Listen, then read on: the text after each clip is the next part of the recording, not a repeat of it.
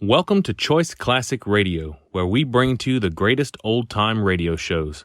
Like us on Facebook, subscribe to us on YouTube, and thank you for donating at choiceclassicradio.com. The Signal Oil Program, The Whistler.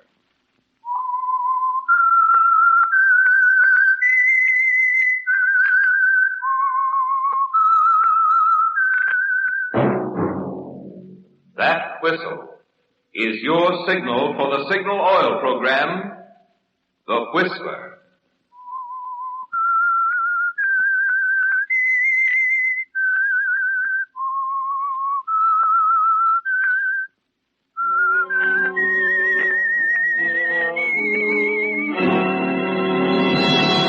I am the Whistler, and I know many things, for I walk by night. I know many strange tales hidden in the hearts of men and women who have stepped into the shadows. Yes, I know the nameless terrors of which they dare not speak.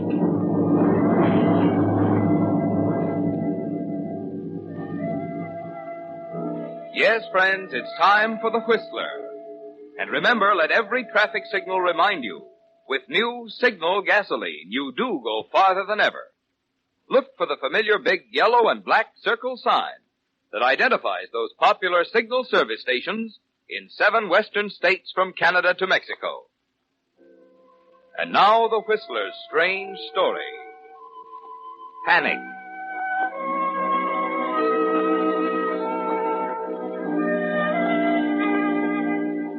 Leora had been on his mind all morning. He tried not to think of her, tried to throw himself into the office routine, dragged out all the things he'd set aside during the past month, told his secretary they were going to work late. Then by 1 in the afternoon, he found himself slipping, letting his mind relax and settle on Leora again. And at 3, he discovered he was dictating nonsense to his secretary.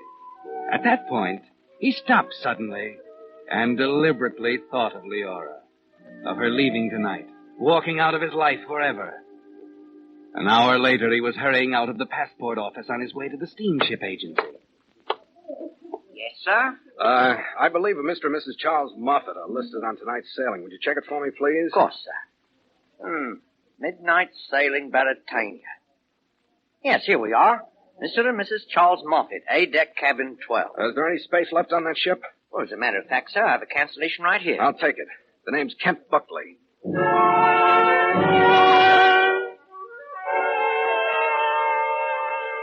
That's the way it is, isn't it, Kent? You agree to be sensible, to remember that she's married to respectable, wealthy Charles Moffat, surrounded by signs that say, "Keep off the grass," in big red letters. But it's always been hard for you to be reasonable where Leora's concerned, hasn't it? Yes, Kent. And it's certainly not reasonable for you to be taking the elevator to the 10th floor of the Park Lane Apartments that night at 9 o'clock, just 3 hours before sailing time, and walking down the corridor to Leora's door.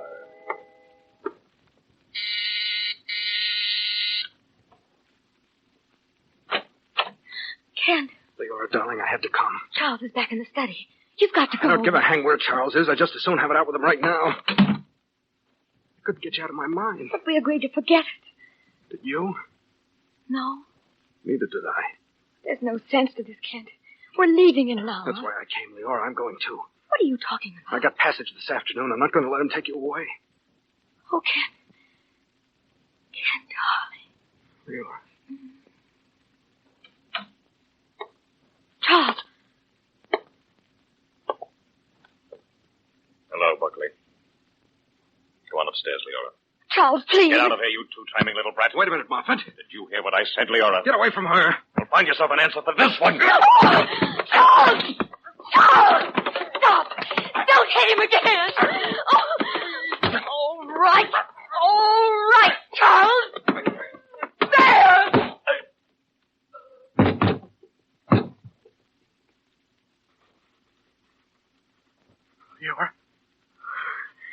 Leora, that poker, you...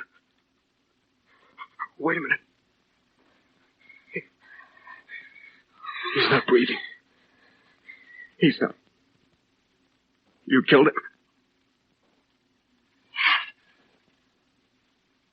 I meant to kill him.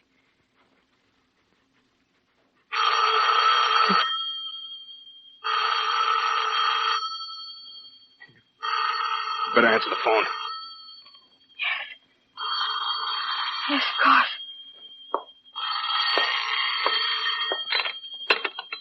Hello? Oh, yes, the package. I'll call down when it's ready. The expressman's downstairs. Wait a minute. Let me think. I gotta think. Oh, Leora. Leora, please. What have I done? Ken, what have I done? Come on, you better sit down. There. Think. We gotta get rid of him some way. There's no way. We're on the 10th floor. We got 3 hours till sailing time. 3 hours. We'll never get away.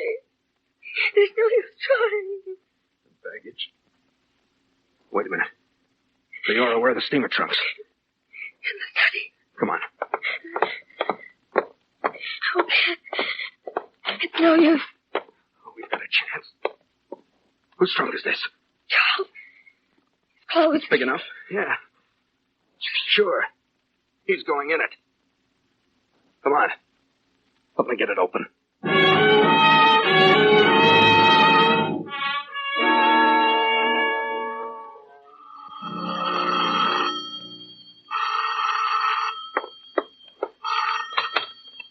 Hello? Just a minute. It's the expressman again. Tell him to come up in 5 minutes. Oh. Hello? Trunks will be ready in 5 minutes. Yes, please come up. Listen, Leora, you've got to get hold of yourself. Oh. This is going to take nerve. Yes, Ken. All right, now listen. I'm going to leave now. I'll meet you on the pier. The trunks will be sent aboard. You and I are going up the gangplank as Mr. and Mrs. Charles Moffat. They'll check. Not until later. The cabin check comes after we get to sea. Maybe not till tomorrow morning. Ken, It's got to work. You know what happens if it doesn't? Yes, I do. All right, now listen. Your husband's going to commit suicide tonight, right after we sail. He's going over the side. If I'm right about that cabin check, if it doesn't come off till tomorrow morning... What if it does? We'll find a way somehow. I gotta go now. Remember, I'll see you on the dock.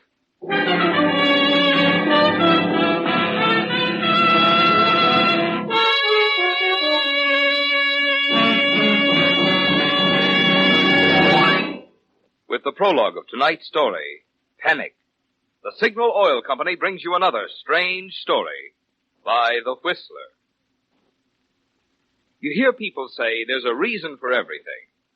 Well, there's certainly a reason why, in just 14 years, the Signal Oil Organization has grown from a mere handful of stations in Southern California to almost 2,000 dealers, serving 7 western states from Canada to Mexico. Briefly, that reason is quality of product. 14 years ago, it was Signal Oil Company that introduced the first guaranteed anti-knock gasoline at no extra price. And since then, Signal gasoline has been constantly improved to give you the benefit of every latest development in the automotive and petroleum industry. In today's new Signal gasoline, for instance, the atoms in gasoline molecules have actually been rearranged to create amazing new power.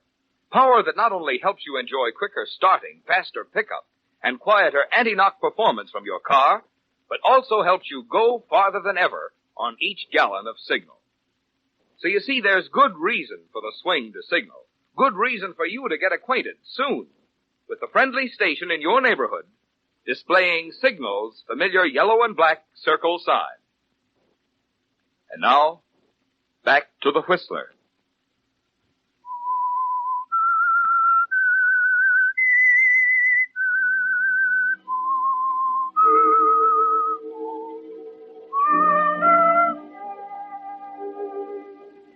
Well, Kent, you know what panic is now. The blind, paralyzing terror that begins somewhere in your stomach and creeps upward towards your brain. You feel it as you stand on the dock, waiting for Leora, watching the stevedores load baggage, trying to recognize the tan, brass-bound trunk that holds the body of Charles Moffat. You've got his overcoat on, dark glasses, his hat and muffler pulled close around your face, so your features are hardly visible. You stand out of the crowd, moving toward the gangplank, waiting. 5 minutes. 10. Then... Kent, Oh, Leora. get out of sight, quickly. What's the matter? Hurry. There's no one in the freight office. Come on. What's the matter? She's here. I forgot all about her. Who's here? Alice Merton, the friend of Charles. I just saw her, then I remembered. Kent, she's going too. She's on the same ship. Good Lord, where is she now? Wait a minute. Let me look. Over there.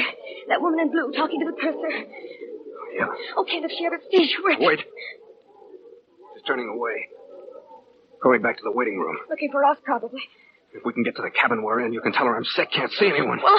As soon as I can get away, I'll leave the ship by the visitors' gangplank and come back on board under my own name. Understand? I think so. All right. Let's go.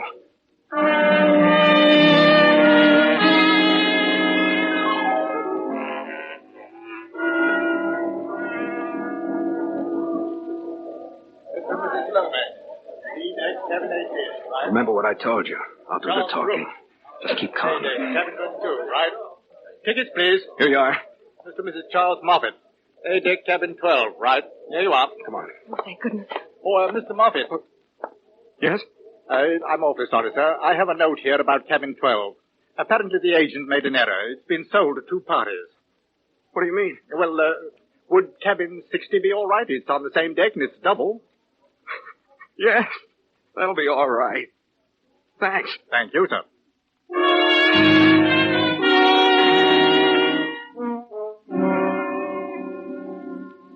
This way, Mr. Moffat. Right down at the end of the deck. Your hand baggage is down there now. All right, Leora. What about the purser? I don't know. It was dark. He couldn't have seen my face. Oh, here we are. Cabin 60. Oh, darn it. He's stuck again. I'm going to have it fixed, I keep telling myself. Kent, look. Mrs. Merton. Can't you hurry? Doggone key. Here, let me try. It's stuck. Charles, I've been looking all over for Hey, look out. Let me have that key here.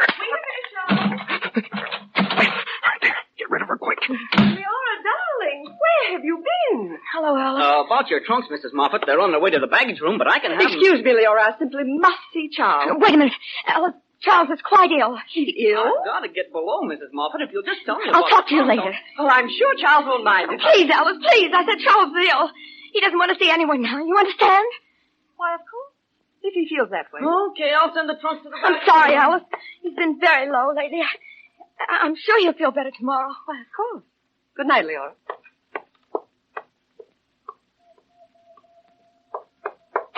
Well, that was a close one. I've got to sit down. What about the baggage? I don't know.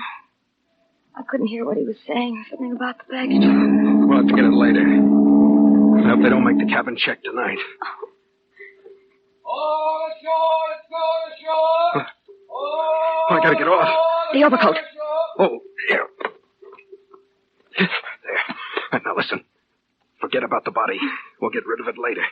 Wait until about 3 in the morning. 3 in the morning. Check the deck carefully. Yeah? Then run out and scream that Charles has jumped overboard. Shoot the works, collapse everything. Scatter his personal stuff around the room so it'll look like he's been here. Okay? Okay.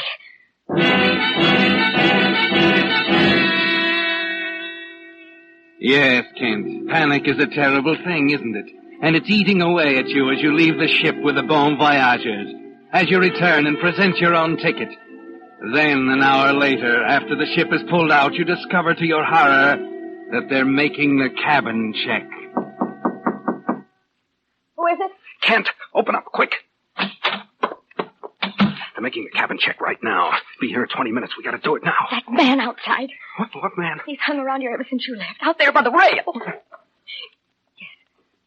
Yes. He's back again.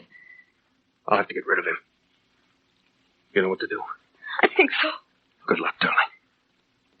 I'll wait till he's looking the other way. There. Now. Okay.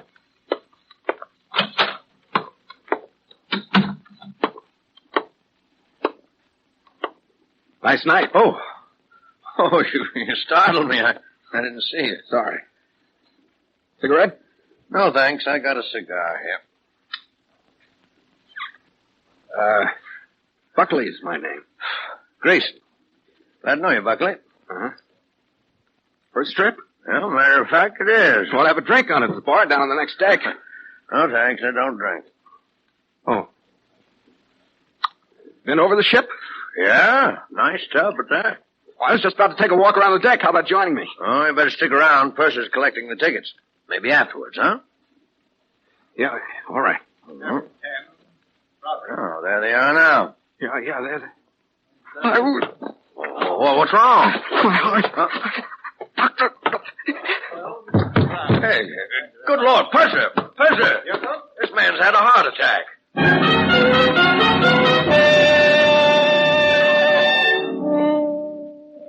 That was the only way out, wasn't it, Kent? Grayson and the purser carry you down to the ship's hospital, and the doctor examines your heart, then leaves you to rest on the couch. You can almost see the purser now, moving closer and closer to Leora in cabin 60. There's nothing you can do except wait, and your mind takes up the rhythm of the clock. He's at cabin 20 now. 22. 24. 26. 28. 30. 32.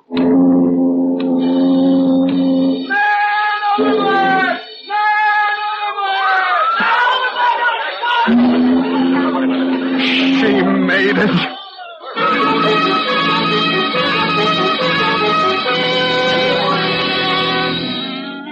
You race up on deck. The ship is turning around. Searchlights are playing in long arcs across the water. The passengers, officers, members of the crew stand at the railings, trying to see through the blackness. And Leora's on deck outside the cabin, Quiet, please. following instructions. Now, Mrs. Moffat. I don't know why he did it. He just got up all of a sudden and said he was going for a walk. I looked out the window just in time to see him climb over the railing. I see. That's rather odd, isn't it? Leora, darling. Well, Alice, dear, I'm so glad you're here. There was something wrong, wasn't there? That's why he acted so strangely a while ago. Pardon me, what's your name, please? Alice Merton. I'm a friend of Mr. Moffat. You say he was acting strangely? Yes, he was ill. Yes, that's it. He wasn't himself all afternoon. He said he was ill. That's hardly a reason for suicide. I beg your pardon. Yes? Mr. Moffat had every reason for suicide. My name's Grayson. I'm one of his creditors. I see. I took passage on this ship because I suspected he was leaving the country to escape his financial obligations. Oh. What? I didn't know. Well, I'm sorry, Mrs. Moffat. I'd better take you down to the dispensary, Mrs. Moffat. The doctor will give you a sedative. Oh, this is There, now. Everything's going to be all right.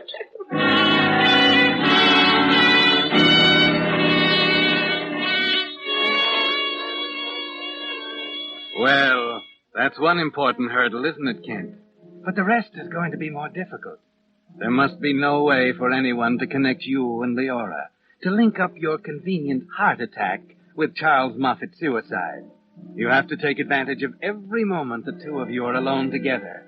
For example, as you are resting side by side on the beds in the ship's hospital, the doctor goes out for a moment. Did I sound convincing? Wonderful. Grayson was a blessing in disguise. We can take our time now. Yeah, 3 more nights. Get into Southampton in the morning of the 16th. If that trunk ever gets into customs... Don't even think about it. We gotta be careful. I'm worried about Grayson. I know. Look, I'll be in the lounge tomorrow morning after breakfast reading a magazine. You can come in. Here you are, Mrs. Moffat. Take 2 tablets tonight and a glass of water. Make you sleep. Thank you, Doctor. Mr. Buckley, I'm awfully puzzled about your heart. Oh, it's only happened once or twice. Seems perfectly normal. Strange, isn't it?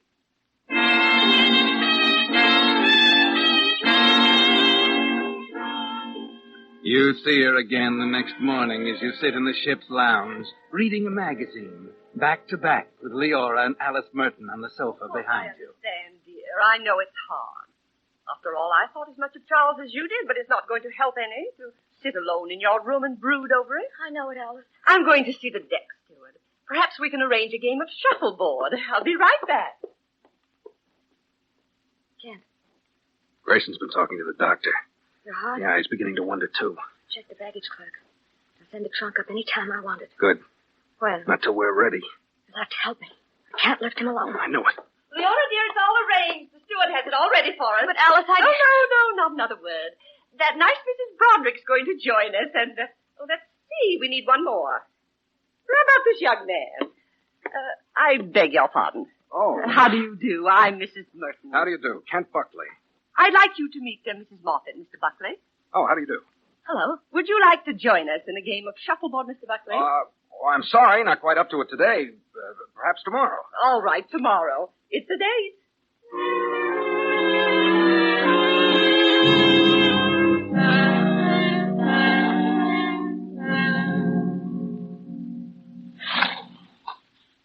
Good shot, Leora. Your turn, Mr. Buckley. All right, here goes. The deck watches last night. Yes? And here comes another one, Mrs. Merton. All right. Oh, not bad. 10 points. Just getting warmed up. We'll do it during the captain's dinner. That's on the last night. Why are we doing What are you waiting for? Hurry up. Oh, just a second. It's our best chance. Everyone will be there. Nobody on deck. All right, here's the last one. How's that? Oh, you're too good for me. Another 10. Now, where'll I get going? Kent, I don't see why. Skip it for now. Look, leave your green purse in the dining room today at lunch. I'll pick it up. My goodness, you two seem to be old hands at this game. Oh, we just had a run of luck. Kent's never played... Oh, it's Kent, is it? Oh, I'm sorry. Mr. Buckley. Oh, well, you're up, Mrs. Merton.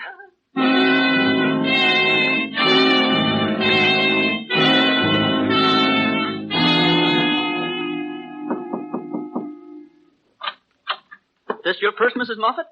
Well, yes, it is. The gentleman found it in the dining room. Thank you very much. Here you are. Oh, thank you.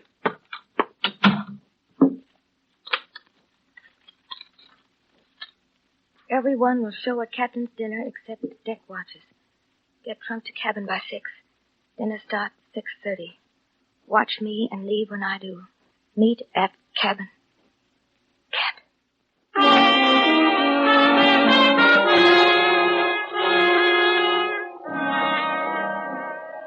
The waiting is the worst part of it, isn't it, Kent?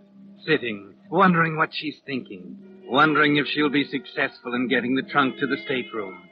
A whole day of waiting. Then a night, and another day. You're 24 hours out of Southampton, and the customs. But you were right. Your best chance is during the captain's dinner, attended by all the passengers and officers. No one to worry about except the deck watches.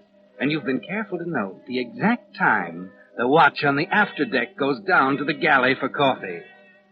You're at the table in the dining salon at 6:30, seated next to your friend, Mr. Grayson, the man who represents the creditors. I saw you out playing shuffleboard yesterday, Buckley. Yeah. Enjoy it? Yeah, great game. A little strenuous. You don't mean that. I mean, for a man with a weak heart. Oh. Yeah. You know, if it hadn't been for that, I might have been able to stop Moffat before he went over the side. Matter of fact, I'd intended to go into his cabin and talk things over with him. That's how I happened to be standing out there on the deck. Well. And then you had to go and pull a heart attack at exactly the right moment. Always pick the worst time. Yeah. Almost peculiar the way it happened. You got a cigarette? How about a cigar? No, thanks, no. I better get some cigarettes. I'll be right back.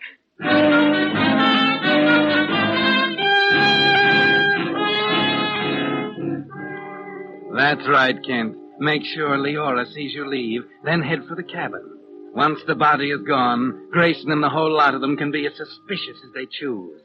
The decks are deserted. Everything is right, isn't it, Kent? Exactly right. Is the trunk in the room? I had an awful time. He didn't want to send us out. Never mind that. Is it there now? Yes, it's all there. Right. It can't be gone too long. Let's get going. Hurry. Don't touch the lights. I'm sorry. Okay. Where is it? Right. It's gone.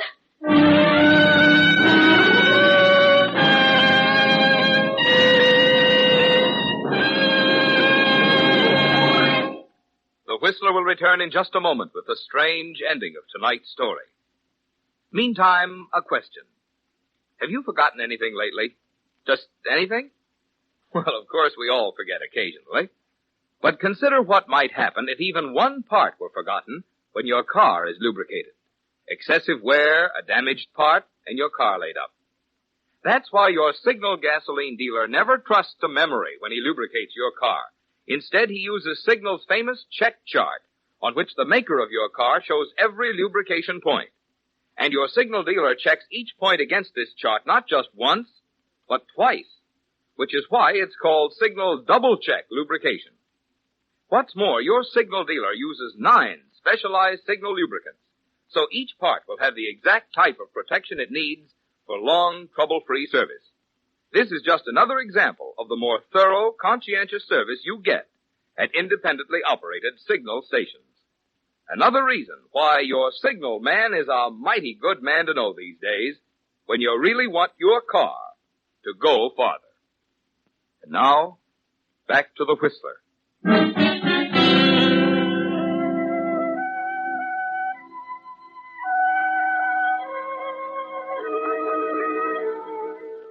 Well, Kent, the panic is back again, isn't it?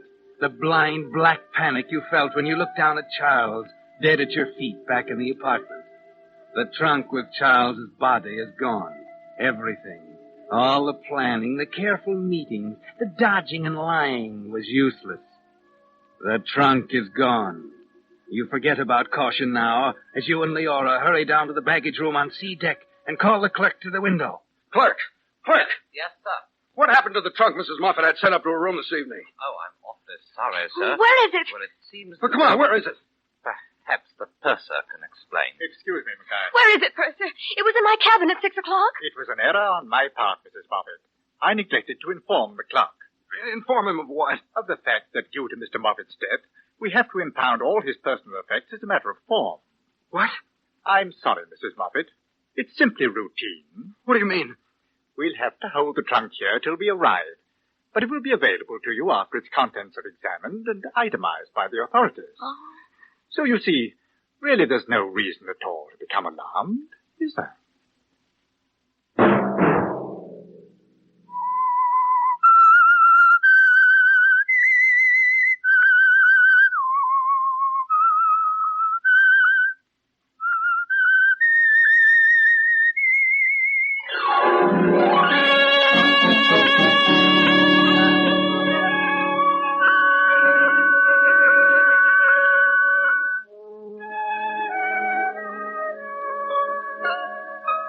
Next Monday at 9 o'clock, The Whistler will bring you another strange tale.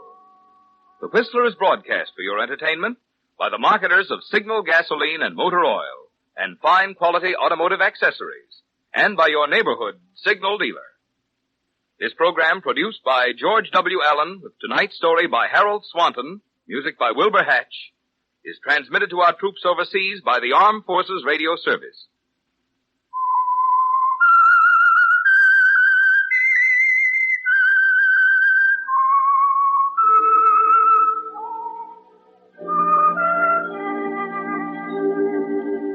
That whistle is your signal for the Signal Oil program, The Whistler. This is Marvin Miller speaking, reminding you to look for those familiar yellow and black circle signs that identify those popular Signal Oil stations in 7 western states from Canada to Mexico.